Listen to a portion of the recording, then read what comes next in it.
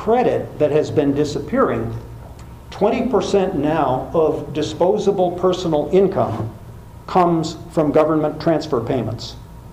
That's the highest it's ever been in modern history, at least.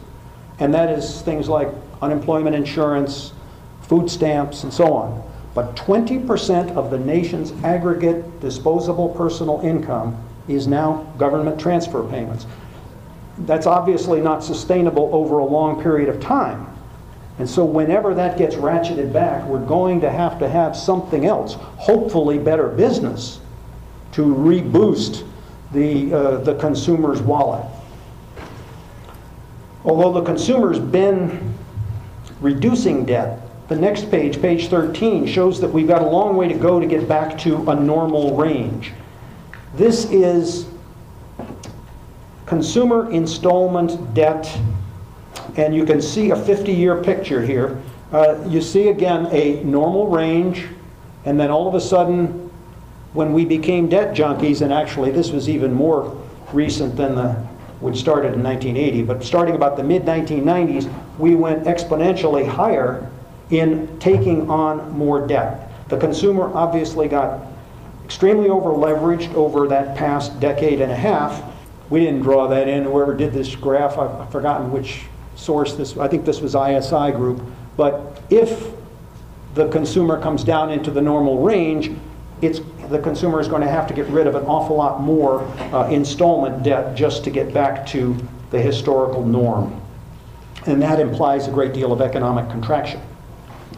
We're seeing the same deleveraging tendency in the business sphere as well, over on the next page. Here we see a 37-year pattern of declining commercial and industrial loan growth. Most of you don't probably spend a lot of time dealing with that, except perhaps for your own business. Now we see actual loan declines. It's not just a decline in the growth of commercial and industrial loans. It's actual declines in the amount of commercial and industrial loans. And business is going to find it very hard to grow if it can't and doesn't get more credit. Sometimes consumer and business confidence differs from the present economic conditions, and you can look at confidence over on the next page. Confidence is weak, although it has picked up a bit in the last couple of weeks, and I've got three different graphs here. This one up here, which is the shortest term graph, shows the boost in confidence in the last 2 weeks roughly. But if you look at the longer term, though we're seeing a jump recently, and this graph doesn't take that into account because it ends at the end of September. This is a 3-month average. You can see that even if we factor in some rise here, the trend is good, but the level is just awful. So we are at levels where we're going to need a heck of a lot more improvement in confidence just to get back into normal ranges of confidence. The bottom of the three graphs here, this is business confidence, and you can see it bounced significantly off the bottom with the recovery of markets and the economy in 2009 and into 2010, but the business level of confidence has now rolled over. And with this lack of confidence, consumers and businesses are not doing the kinds of things we need to boost the economy. If you look at the next page, you'll see what consumer spending intentions are on big ticket items. Spending plans within the next 6 months. The top one, the top third there, is automobile buying. You can look in the lower right-hand corner over here. Obviously close to the lowest level in 40 years. People aren't planning to buy cars in the next 6 months. Similarly, home buying, also near the lowest in the last 40 years, over here in the lower right-hand corner. Major appliances is a little below average, but at least more encouraging than the other two, which of course are bigger ticket items. A similar lack of enthusiasm and optimism exists among businesses, as seen on page 18, or 17 maybe, 17 I guess. Businesses aren't planning to hire. Job creation plans, and it shows it in the current expansion, and it shows the last 4 business expansions before this one. The current expansion is the red line here at the bottom. This is the net percent of businesses planning to increase employment. And you can see where we are now. We are below the 0 line. In none of the prior 4 business recoveries did we dip down below the 0 line. We are below the 0 line now and far below any of the other 4 business recoveries.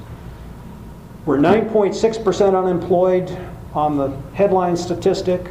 We're 17.1% un- and underemployed using the more arcane U6 statistic, which is basically people either unemployed or underemployed by either because they're working part-time, not by choice, or they have they've stopped looking for jobs. So roughly 1 in 6 Americans is un- or underemployed, and right now, at least, businesses don't have the intention of going out and starting to rehire a whole bunch of people. Unemployment's likely to remain a significant problem for quite a few years. Let's turn now to the government side of the economy. Page 18 shows you the budget. I'd look at the middle. This shows you in the middle portion the federal government budget, either budget surplus if it's above this straight line, or government budget deficit if it's below that line. And you can see if you look over to the left-hand corner over here, we actually had small surpluses in the earliest time period shown on the graph, which is in the 1960s. And then as we progress toward closer to modern times, more recent times, let me say, the deficits became worse. We had a brief period of surpluses, and then we had the serious declines here, and now it almost looks like we spilled ink off the table here, and we've got this horrible budget deficit that is not something that we are going to turn around very quickly. In the bottom section, down here, we see the budget deficit as a percentage of the economy, as measured by the gross domestic product. When countries get a budget deficit near 10% of their GDP, they are generally in danger of having their credit reduced by the various rating agencies around the world. And obviously we are in that neighborhood. We dipped down to 10, we've just risen slightly above it to about 9. But we're in the danger zone where credit tends to be reduced. Page 20 shows that the Congressional Budget Office has no near-term expectations of a dramatic improvement. Here you can see over to here is actual numbers. This last one, the big one here, is this year's deficit.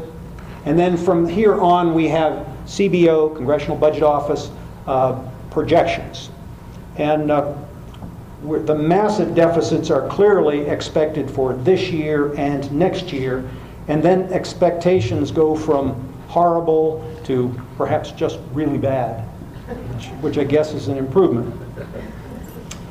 Page 21 shows the most comprehensive outlook on business conditions both here and around the world. I like the PMI, by the way, stands for Purchasing Managers Index. And the PMI composites, and